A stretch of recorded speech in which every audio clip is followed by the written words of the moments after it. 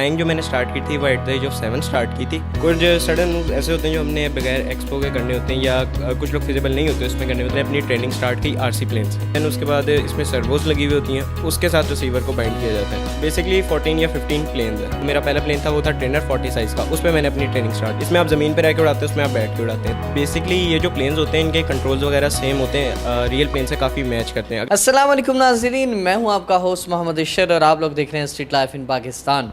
नाज़रीन, एक नई कहानी और नई दास्तान के साथ आपका मेज़बान हाजिर खिदमत है और बताता चलो जो शख्सियत मेरे साथ मौजूद है नाज़रीन, मोहम्मद अहमद भाई, ये पाकिस्तान के सबसे कम उम्र पायलट हैं और इनका जो शौक़ है नाज़रीन, जहाज़ के साथ खेलने का शौक़ है। और ये शौक़ जो है बाकायदा तौर पे किस तरह रियल प्लेन तक जाता है वो तमाम चीज़ें आप तक पहुंचाएंगे। और ये जो कहानी है ये कहाँ से स्टार्ट होती है और इस जर्नी के अंदर क्या कुछ इन्होंने सीखा और किस किस शख्स से सीखा, वो तमाम चीज़ें जो हैं इन्हीं से जानते हैं। आइए चलते हैं इनकी तरफ। अस्सलाम वालेकुम। वालेकुम सलाम। अच्छा सर, फ़र्स्ट ऑफ़ ऑल माशाल्लाह से आप कम उम्र पायलट हैं पूरे पाकिस्तान के, और इस पे कितना फ़ख्र होता है, कितना प्राउड होता है फ़र्स्ट ऑफ़ ऑल? अल्हम्दुलिल्लाह काफ़ी प्राउड फील करता हूँ और फैमिली की तरफ से भी मुझे काफ़ी सपोर्ट थी। फ्लाइंग जो मैंने स्टार्ट की थी वो at the age of 7 start की थी।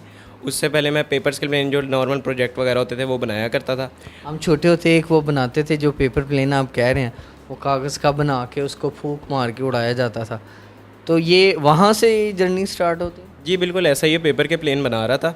तो वन डे मेरे फादर ने मेरे से पूछा कि ये पेपर के प्लेन बनाते क्यों। मैंने उनको बताया मुझे इस तरह प्लेन में काफ़ी इंटरेस्ट है। तो फिर वो मुझे क्लब लेके गए, मॉल क्लब, वहाँ से मैंने अपनी ट्रेनिंग स्टार्ट की आरसी प्लेन से। अच्छा, जब ट्रेनिंग आपने स्टार्ट की, जाहिर सी बात है क्लब में जाना और प्लेन्स को देखना एक शौक़ जो है आपका, जाहिर सी बात है कहते हैं शौक़ का कोई मुल नहीं। और जब शौक़ इंसान को हो और आप जा रहे हैं, देख रहे हैं कि ये चीज़ें, आप जो चीज़ें मैं अपने ख्वाब में देखता था या मैं बनाने की कोशिश करता था आज वो रियलिटी में करने जा रहा हूँ, तब क्या फ़ीलिंग थी और बाबा से क्या कम्युनिकेशन थी? फीलिंग तो काफ़ी अच्छी थी। पहले दिन तो मैं ऐसे ही गया था, ठीक है ना। फादर ने ले जाके देखा कि इसका इंटरेस्ट है कि नहीं है, तो वहाँ पे मैंने प्लेन्स वगैरह फ्लाई होते हुए देखे। वहाँ पे जेट्स भी थे, टर्बाइन जेट्स भी थे, 3D प्लेन्स भी थे और भी काफ़ी मुख्तलिफ प्लेन्स थे। तो फिर मुझे वहाँ से इंटरेस्ट ज़्यादा हुआ। फिर मैंने फादर से ज़िद करना शुरू कर दी कि मैंने भी अब प्लेन ख़रीदना है। तो देन फर्स्ट ऑफ ऑल फिर मैंने लिया था, जो मेरा पहला प्लेन था वो था ट्रेनर 40 साइज़ का, उस पर मैंने अपनी ट्रेनिंग स्टार्ट की थी। अच्छा, ये जो ज़ाहिर सी बात है आपका एक शौक़ था और शौक़ का जो है कोई मुल नहीं होता, ज़ाहिर सी बात है आप गए हैं, जाके देखा तो पैदा हुआ होगा कि यार मैं भी चलाऊं। तो कौन कोच थे, किस तरह आपको यानी कि दाखिला मिला स्कूल के अंदर, और फिर वो पूरा प्रोसेस, वो सारे जर्नी को शेयर? जी बिल्कुल, मेरे अहमद सर साजिद अहमद मेरे टीचर थे। उन्होंने मुझे आरसी फ्लाइंग सिखाई थी। उन्होंने मुझे ट्रेनर प्लेन फ्लाई करना सिखाया था। उसके बाद देन फिर मैं 3D की तरफ मूव हुआ, जो आजकल चल रहा है, जिस पर कॉम्पिटिशन्स वगैरह होते हैं डिफरेंट। अगर आप देख लें, जाए पाकिस्तान में तो कम ही होते हैं वैसे, अगर पाकिस्तान से आप बाहर जाएँ तो वहाँ पर रेड बुल वाले भी इसको स्पॉन्सर करते हैं। इसको ज़्यादा स्पॉन्सर किया जाता है, इसको बहुत प्रमोट करते हैं बाहर के मुल्क में। यहाँ पे स्ट्रिंग वाले कर देंगे, यहाँ पर कोई भी नहीं करता। अच्छा ये बताएं, ये जो जेट हैं, ये छोटे से छोटा जेट कितने तक का आ जाता है और कहाँ से मंगवाते हैं? जी बिल्कुल, इसमें डिफरेंट कैटेगरीज़ होती हैं। ये डिपेंड करता है वैसे आपका जो बजट होना चाहिए स्टार्टिंग के लिए। अगर आप एक अच्छा ट्रेनर लेते हैं और एक रेडियो बाय करते हैं तो तकरीबन 1 लाख के अंदर आपका पूरा सेटअप आएगा। तो ये आप खुद भी बना सकते हैं, असेंबल कर सकते हैं, या फिर ये इसकी डिफरेंट चीज़ें जो है वो मंगवानी पड़ती हैं डिफरेंट ममालिक? बेसिकली ये किट से इंपोर्ट करवाई जाती हैं। ज़्यादातर जो कंपनीज़ की होती हैं वो प्रेफर की जाती हैं, वो अच्छी होती हैं। अच्छा ये बताएं सर, कितने प्लेन्स अभी आपके पास मौजूद हैं? और यहाँ पे भी मैं देख रहा हूँ आपका जो कमरा है ऐसे लग रहा है जिस तरह मैं किसी एयरपोर्ट के अंदर मौजूद हूँ, और इतने सारे जेट यहाँ पे मौजूद हैं। कितने प्लेन्स आपके पास मौजूद हैं और कितनी मालियत को अंदाज़न मैक्सिमम या मिनिमम? बेसिकली 14 या 15 प्लेन्स हैं। 15 प्लेन्स हैं, और एक प्लेन जो आप बता रहे हैं वो कितने तक का होगा?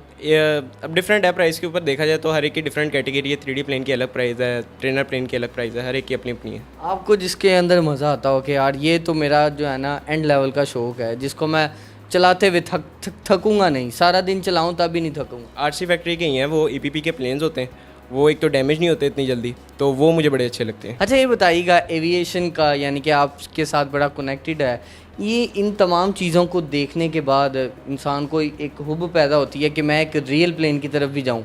ये तमाम चीज़ें तो आपके लिए अब बच्चों का खेल हो चुकी हैं, और हो सकता है कि यानी कि हम जैसे लोग जो देखते हैं वो हैरान होते हैं कि ये क्या चीज़ें हैं, और मैंने भी शायद हो सकता है फ़र्स्ट टाइम ये तमाम चीज़ें देखी हैं।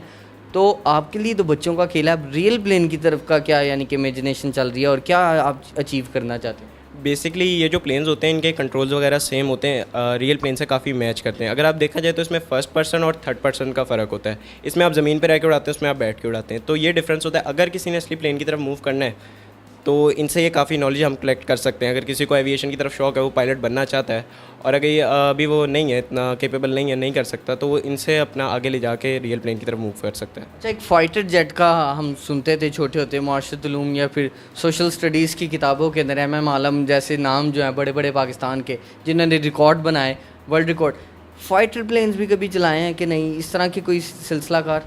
फाइटर प्लेन्स बेसिकली तो उनके स्पेसिफिक अलग पायलट होते हैं। मैं 3D फ्लाइंग करता हूँ, वो और प्रोफेशनल तरीके से होता है, वो फाइटिंग में यूज़ होता है।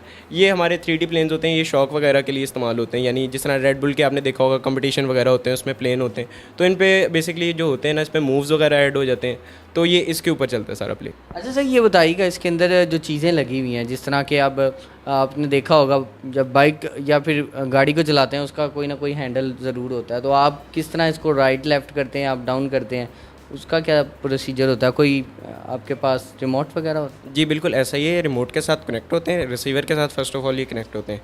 सेकंड फिर इनका ये होता है, देन उसके बाद इसमें सर्वोस लगी हुई होती हैं, उसके साथ रिसीवर को बाइंड किया जाता है। फिर ये अप डाउन होता है, राइट लेफ़्ट होता है और ये प्रॉपर प्लेन की तरह चलता है। अच्छा, ये बताइएगा जो ओरिजिनल प्लेन, हम ज़रा उसकी तरफ आ जाते हैं, वो आपने उड़ाया था, तो दिल में क्या हो रहा था? धक धक तेज़ हुई ज़मीन को देखना और फिर वो तमाम चीज़ों को, एक पहले बंदा जो है ट्रेनिंग करता है फिर उसको हकीकत में उड़ाना, कितना यानी कि आपने डिफरेंस देखा? और उस वक्त जो दिमाग के ऊपर प्रेशर था कि यार अगर पहले तो प्लेन जाता है ना, अगर लग जाए तो, अब लगा तो मैं भी साथ जाऊंगा। नहीं बिल्कुल ऐसा कुछ भी नहीं था, मेरा ड्रीम कम ट्रू था। मेरे काफ़ी अरसे से शौक था कि मैं रियल प्लेन में भी बैठ के फ़्लाइंग करूं, तो मेरे लिए तो काफ़ी अच्छा एक्सपीरियंस था। मेरे ऐसा कोई दिमाग में बात नहीं थी। और प्लेन्स काफ़ी सेफ़ होते हैं, हम इनको समझते नहीं हैं, लेकिन ये काफ़ी सेफ़ होते हैं एज़ कम्पेयर टू अगर आप कार वगैरह देखें। आप एक ट्रैफिक में लेके गाड़ी को जा रहे हैं तो लगती ही लगती है ट्रैफिक में, कहीं ना कहीं से तो कोई आके लगता ज़रूर है, ठीक है ना। ये काफ़ी सेफ़ होते हैं, इसका प्रॉपर मैप वगैरह होता है, तो ये अगर आप कंपेयर किया जाए नॉर्मल जो हमारी ट्रांसपोर्ट होती है, तो उससे काफ़ी ज़्यादा ये सेफ़ होते हैं। तो नाजरीन, आप देख रहे हैं मेरे साथ अहमद भाई मौजूद हैं और आप ये देख सकते हैं, ये वो तमाम चीज़ें हैं, ये रिमोट कंट्रोल है जिससे तमाम जहाज़ जो हैं वो फ्लाई करते हैं। अब इसमें क्या क्या चीज़ें हैं, कौन सी कॉम्प्लिकेशन है? अच्छा, ये इसके अंदर कोई वॉल्यूम्स बटन और इस तरह के जो है काफ़ी चीज़ें होती हैं, क्या क्या चीज़ें हैं इसमें, ज़रा थोड़ा स्पेसिफिकली इसको रिप्रेजेंट करें। बेसिकली अगर आप 3D प्लेन में देखा जाए ना, तो आप उसमें एक्सपो ऐड करते हैं। कुछ सडन मूव ऐसे होते हैं जो हमने बगैर एक्सपो के करने होते हैं, या कुछ लोग फिजिबल नहीं होते उसमें करने में, तो बगैर एक्सपो के करते हैं, तो हम उसको यहाँ पे सेट कर देते हैं, ठीक है ना।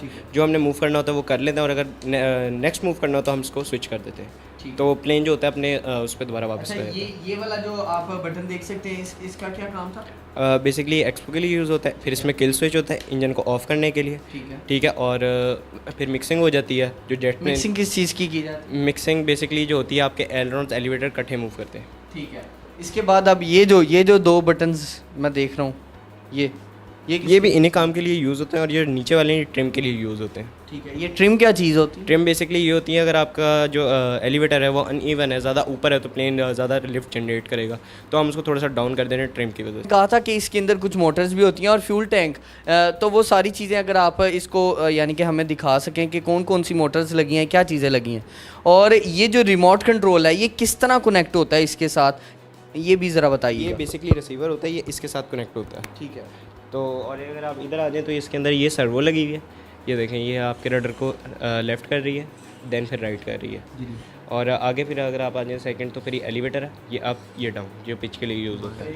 अच्छा, ये जो फ्यूल टैंक है, ये फ्यूल टैंक कहाँ पे होता है, और बताइएगा कि कितना फ्यूल डलता है इसके अंदर, और ये जो फ्यूल है ये कोई आपको तेल झेल या फिर कोई स्पेशल इसका फ्यूल? अरे बिल्कुल, इसका स्पेशल फ्यूल तैयार करते हैं, क्योंकि ये नाइट्रोज इंजन है। अब तो नए जो इंजन आ रहे हैं उसमें आप फ्यूल के साथ सिर्फ थोड़ी सी मिक्सिंग होती है, आप यूज़ कर सकते हैं, लेकिन ये पुराने इंजन है, तो इसमें थोड़ी सी मिक्सिंग करके देन उसके बाद इसमें पेट्रोल डलता है, और पेट्रोल इसका यहाँ से डलता है, जो पाइप है, ठीक है, इधर से इसका पंप होता है, फिर आप इसमें इंजेक्ट कर सकते हैं फ्यूल। कितना फ्यूल आ जाता है इसमें? ये डिपेंड करता है फ्यूल टैंक आपका कितना है। नाज़रीन, इसी के साथ आप अपने मेज़बान को दीजिए इजाज़त। अगर ये कहानी आपको अच्छी लगी तो आप भी अपनी राय का इज़हार कीजिएगा, और इसको इतना शेयर कीजिएगा कि पाकिस्तान के अंदर वो बच्चे जो वाकई टैलेंटेड हैं और अपने आप को ग्रो कर सकते हैं, उनके लिए एक ज़िंदा मिसाल बैठी है आपके सामने, और पाकिस्तान का नाम इसी तरह आप भी रोशन करते रहें। वस्सलाम।